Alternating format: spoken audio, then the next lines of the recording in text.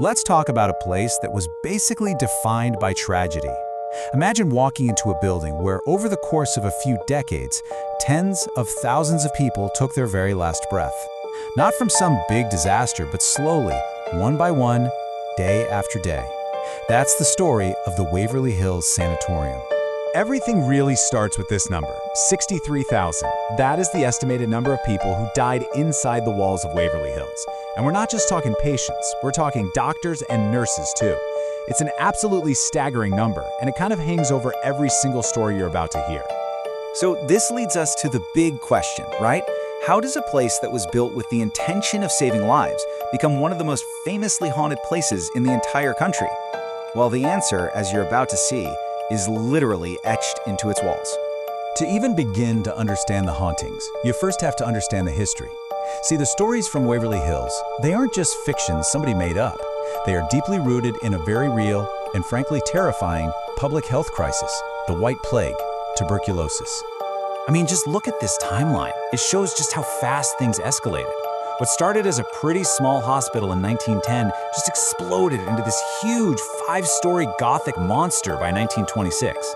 And this wasn't by choice. It was a totally desperate move to fight a disease that was just ravaging Louisville, Kentucky. It ran at full, overflowing capacity for decades, until, thankfully, antibiotics finally put it out of business.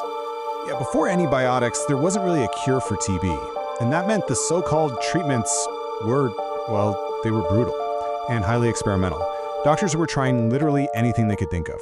Patients, even children, had to go through surgeries that we would consider barbaric today, all in this incredibly desperate hope of surviving a disease that was pretty much a death sentence.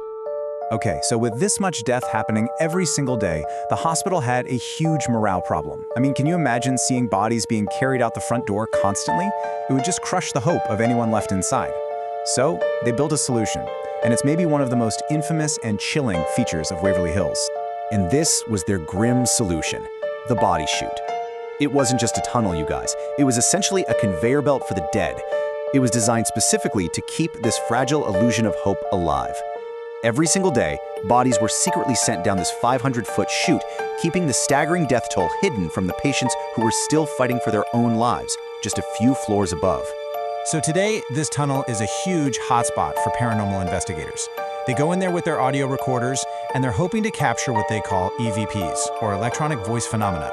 You know, voices from beyond the grave. And inside this chute, these are the words they say they hear over and over. Help. Cold. Don't go.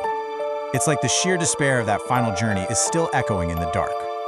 So while the Body Chute really represents the hospital's mass tragedy, the 5th floor, that's where you find its most intense personal horror stories, and specifically, room 502.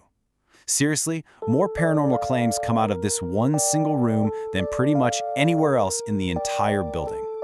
There are two main legends tied to room 502. First, in 1928, a nurse was found dead right outside the room. Then just 4 years later, another nurse fell, or as some people believe, was pushed from a window on that exact same floor.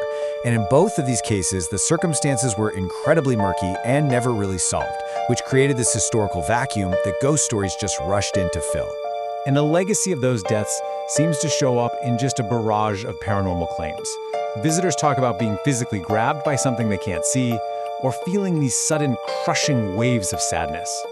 People capture orbs of light on camera, motion sensors go off in rooms that are completely empty and sealed, and maybe the creepiest of all, people consistently record audio of a woman just softly crying in an otherwise silent room.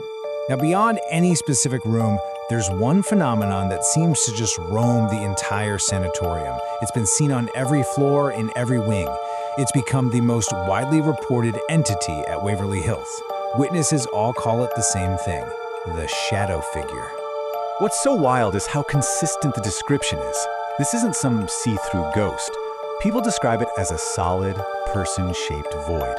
We're talking hundreds of people. From total believers to the most hardened skeptics, they all say they've seen the exact same thing. This tall, featureless silhouette that moves down the hallways with a purpose, and then just vanishes. This quote from a visitor named Gary really gets to the heart of it. He called himself a skeptic, right? And he was filming a totally empty hallway, and he noticed something on his phone's screen. He lowers the phone to look with his own eyes, and there's nothing there. It was gone. But when he played back the footage, it was there. A dark shape just standing at the end of the hall. So after the sanatorium finally closed its doors in 1961, the whole building just fell into ruin for years. But today, it's become this huge hotbed for historical tours and paranormal investigations, which allows the legacy of all that suffering to be documented in all sorts of new ways. And that documentation is, well, it's extensive. Just think about this number, 200. In a span of just 3 nights, one research team using all sorts of modern equipment recorded over 200 unexplainable anomalies. And we're not just talking about weird feelings here. These are measurable events. You know, crazy electromagnetic fluctuations, heat signatures showing up in cold, empty rooms, and audio being captured with no source to be found. Which brings us right back to where we started with the question. After you hear about the sheer scale of death, the experimental torment, and you have decades of these consistent, unexplainable reports, you really have to wonder, don't you? Can a building actually absorb that much pain? Can the echoes of 63,000 tragedies just linger in the walls, waiting for the next person to feel them?